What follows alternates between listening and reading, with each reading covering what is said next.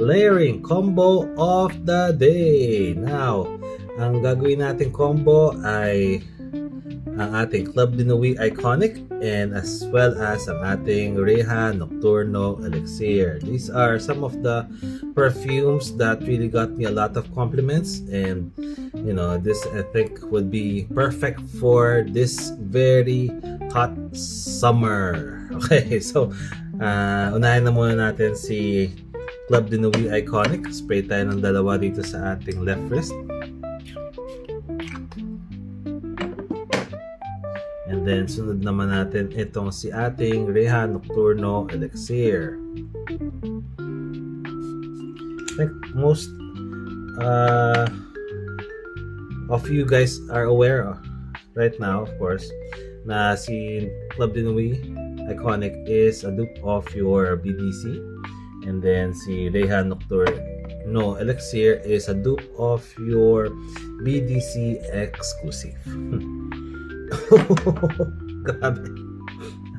Alright. Grabe. Ang bango ng combination na to. Grapefruit opening, lemon, zesty, fresh, minty, pepper, na may pagka-ginger, ambery, you know. Those are the scents na maamoy mo sa opening nito. Grabe. Ang linis, ang classy. You know, this is an all occasion kind of scent. Okay, hindi ka mapapahiya kahit naisuot mo sa date nights, you know, if you go out on dinner, punta ka na social events, ng gatherings with family, with friends, punta ka sa beach. You know, this is an all-arounder kind of scent. Ang ganda, ang linis, ang classy. Grabe.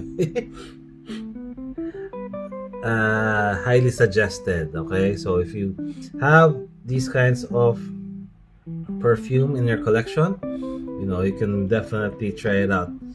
Highly recommended. Doesn't have to be your elixir or nocturnal elixir or your iconic, as long as you have the same scent DNA. Definitely recommended. Okay, so yan na muna ang ating video for today. If you have any questions or suggestions on good combinations, please let me know in the comment section below, and I'll make sure to reply to your feedback or comment. Thank you so much for watching, and I'll see you again soon. Bye.